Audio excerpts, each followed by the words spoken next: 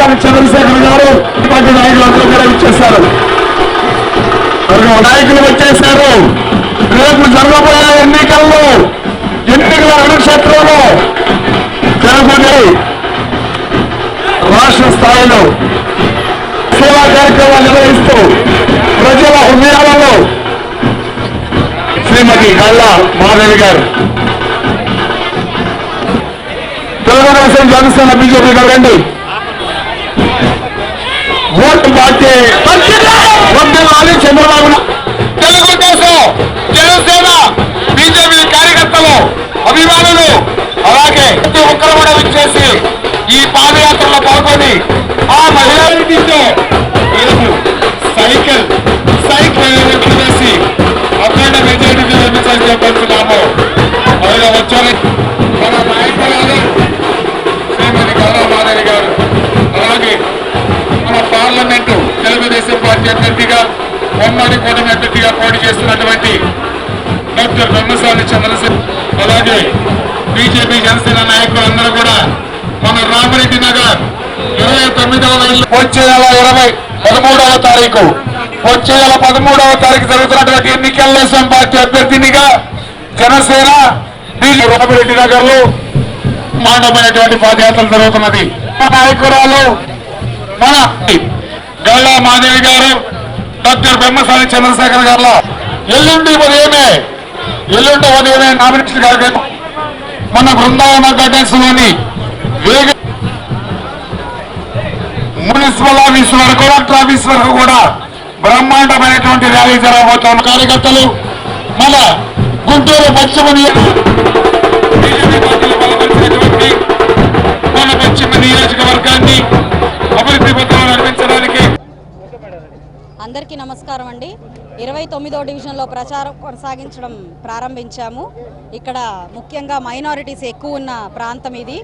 అయితే ఇక్కడున్న ప్రజలందరికీ నేను ఒకటే తెలియజేయాలని అనుకుంటున్నాను. ఎన్నో రకాలైన అబద్ధాల ప్రచారం జరుగుతూ ఉంది వైకాపా ప్రభుత్వం నుంచి.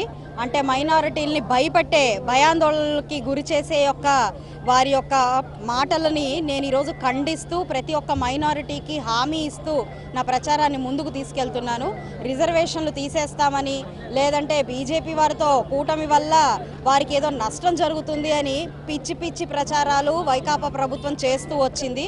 ఈరోజు అవి కాదు, అలాంటివన్నీ అబద్ధాలు అని ప్రతి ఒక్కరికి అర్థమవుతున్న క్రమంలో వారికి ఇప్పుడు దాకా తీసివేసిన సంక్షేమ పథకాలని కూడా మేము మళ్ళీ పునరుద్ధరిస్తాము అని చెప్పి వారికి హామీ ఇస్తూ ముందుకు వెళ్ళడం జరుగుతుంది. అయితే ఇప్పుడు మీడియా పూర్వకంగా ఒక విషయం నేను తెలియజేయాలనుకున్నాను. నిన్న మేము ప్రచారానికి వెళ్ళినప్పుడు 0 డివిజన్లో అక్కడ సమస్యని మేము ప్రస్తావిస్తే అవగాహన లేని ప్రస్తావన అని చెప్పడం జరిగింది. గల్లా మాధవి గారు సమస్యల మీద అవగాహన లేకుండా చెప్తున్నారు అని చెప్పి మా మీద రివర్స్లో నింద వేయడం జరిగింది. అయితే అవగాహన లేని సమస్యలు ఎలా మేము చేయగలుగుతాం? ప్రత్యక్షంగా వీడియో పూర్వకంగా మేము వారికి అక్కడ ఏం జరిగిందో చూపించాము. విస్తరణ అని పేరు చెప్పి రోడ్లన్నీ పగలగొట్టి 4 సంవత్సరాలుగా రోడ్డు వేయకుండా వదిలేయడం అది అబద్ధపు ప్రచారణ, అవగాహన లేని ప్రచారణ.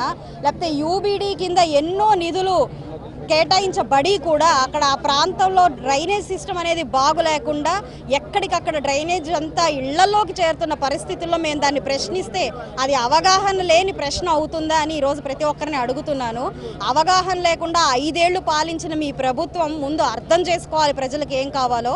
అది అర్థం చేసుకోకుండా అడిగిన ప్రతి ఒక్కరిని ఇలా అరాచకత్వంతోనో అబద్ధాలతోనో నిరూపణ చేయాలి అనే మీ ప్రయత్నం అనేది ఒక పిచ్చి ప్రయత్నంగా నేను ఈరోజు చెప్తూ ఉన్నాను. ఇలాంటి పిచ్చి ప్రయత్నాలు ఏమీ చేయకండి. ఎందుకంటే ఇంత అధ్వాన స్థితిలో బ్రతుకుతుంది ప్రజలు. వారికి నేనొచ్చి కొత్తగా వారి సమస్యని చెప్పే పరిస్థితి లేదు. ఇక్కడ వారే ముందుగా వచ్చి మేము ఈ బాధపడుతున్నాము అని చెప్తేనే నేను మాట్లాడిన సందర్భం అది.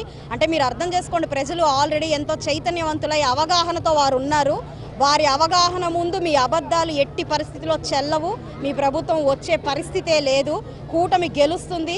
ఇప్పుడు ఈరోజు మీరు మొదలుపెట్టి వదిలేసిన సమస్యలు కానివ్వండి, ప్రజల్ని ఎన్నో రకాలుగా హింసించి ఇబ్బంది పెట్టిన క్రమం కానివ్వండి, అన్నిటికీ ఒక లెక్క ఉంటుంది, వాటికి పరిష్కారం ఉంటుంది, మీకు సరైన జవాబు కూడా వస్తుంది అని చెప్పి ఈ మీడియా పూర్వకంగా ప్రతి ఒక్కరిని హెచ్చరించడం జరుగుతుంది. ఈ డివిజన్లో చాలా అద్భుతంగా అశేష స్పందన లభించింది. ముందు డివిజన్స్లో లాగానే ఇక్కడ కూడా బ్రహ్మరథం పట్టడం జరిగింది. కాబట్టి ఘన విజయం మాదే అని చెప్పుకోవడానికి మాకు ఇంతకంటే ధీమా, ఇంతకంటే రుజువు, ఇంతకంటే నిరూపణ మరొకటి లేదు అని చెప్తూ నా ప్రచారాన్ని ముందుకు సాగిస్తున్నాను.